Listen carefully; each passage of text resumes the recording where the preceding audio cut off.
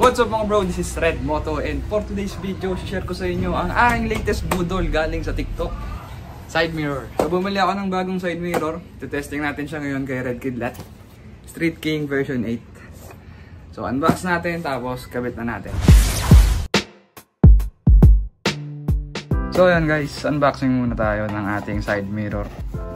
Charan! So ito yung makikita natin sa loob ng kanyang box. Dito yung dalawang side mirrors. Tapos meron din siyang bolts. Hindi ko alam kung magagamit ba lahat to, pero mas okay kung sobra. Tapos itong isa naman is yung ikakabit natin sa yung karugtong nga ng side mirror. So dito natin i-screw mamaya yung bolt natin. Hindi ko alam kung kakasya dito yung CNC bolts natin, pero try na lang natin mamaya. So ayun lang, kabit na natin to sa ating motor. So unahin na natin tanggalin itong nakakabit nating side mirror. Gamit ako ng 14mm. Op, yeah. Yun, no? Ang daming washer. Tingnan na natin dito guys. Ano naman ang kabila? Saan nakasya? Yun. So try natin ito yung bolts na gagamitin natin dun sa bago nating side mirror, no? Dito. Uy. Pwede. So ito pala yung kasama niyang mga bolts. Meron tayong dalawang black na mahaba. Ito yata yung para dito. So iba't ibang sukat siya. Meron din pang counterclockwise saka clockwise. Di ko lang alam kung alin dito yon. Oh, meron pala siyang kasamang ano guys, oh, Allen key na maliit. Meron din siyang kasamang ng mga washer, oh. Sige, kabit na natin to. Ano ba to? Ganyan ba? Oh, ganito yata pala. So unahin natin yung setup to. Ito pala. Yun, oh. Parang haba. Sakto lang kaya to. Oh, hindi siya sagad guys. Yun lang. Ba't ganun? Try natin kung pwede tayong ipalaman dito. So medyo maluwag siya. Hindi siya sakto. Diskartehan naman natin to guys. So nilagyan ko na lang siya ng spacer para humigpit. So, try na natin siyang kabit. Paano bang kabit nito? Okay, so try na natin siya ikabit. Okay, so ganung diskarte na lang din yung gagawin natin dito sa isa. Gamitin ulit natin itong nagamit natin dun sa lumang side mirror. Tapos, yan. Para siya yung magsisilbing spacer. Screw lang natin siya. Okay. Ang mahiwagang Allen key. Okay, mahigpit na siya. Kabit na natin to dun. Ay, baliktad. Okay, so kabit na natin to. Gamit tayo ulit ng washer. Ito pa pala. Dito sa ibabaw ko na lang siguro siya ilalagay. Yan. Okay, so kabit na natin siya dito sa kabila. Yun, oh. Sakto. Very nice, very nice. Higpitan na lang natin.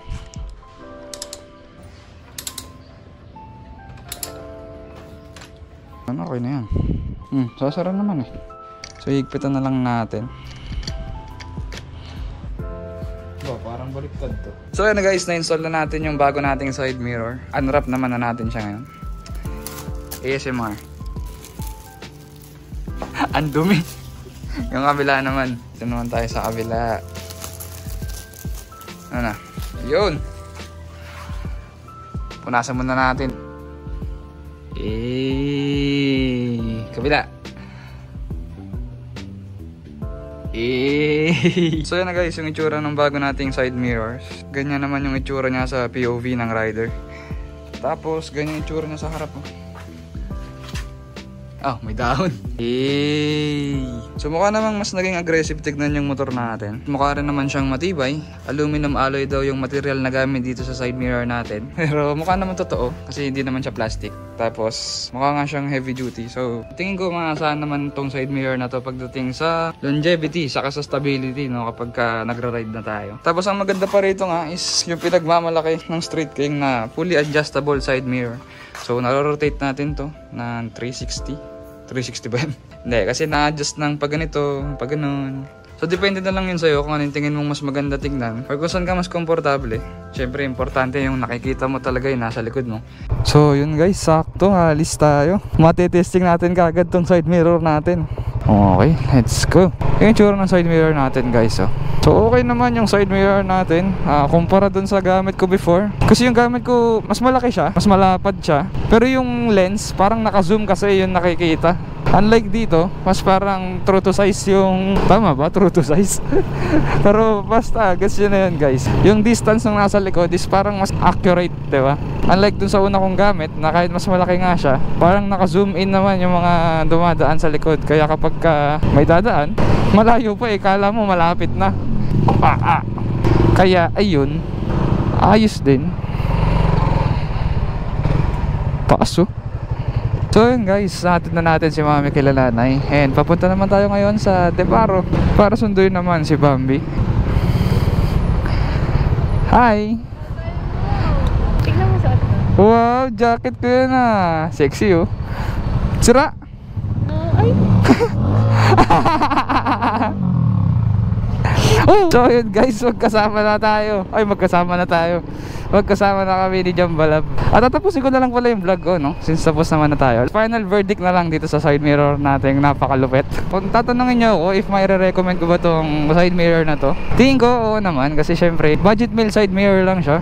Ang price niya is nagre-range lang around 450 to 650 pesos. Not sure kung may mas mahal o mas mura pa kayong makikita online. Gawa nga siya sa aluminum alloy. So, mukha naman siyang tatagal. Stability, mukhang okay din naman based sa ating experience. Pagdating naman sa aesthetics, satisfied naman ako dito sa binili kong side mirror. Mukha namang di ako magsisisi na nagpalit ako. Kasi okay din naman yung gamit ko before na side mirror para sa akin. Eh, nabudol lang talaga ako sa TikTok. Kaya kahit hindi ko kailangan eh, bumili ako. Ano ba? Ayun ba, yung pagiging versatile niya. Wow, versatile. Since fully adjustable nga siya, pwede mong i-customize yung viewing angle, no?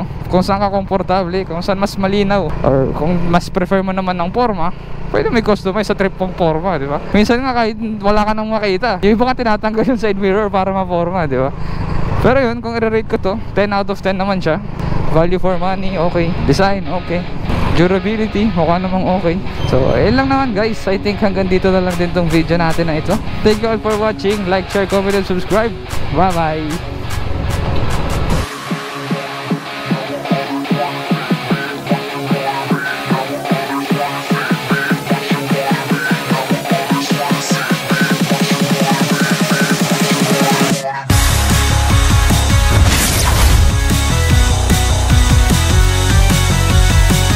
Guys, sponsor pala namin ngayon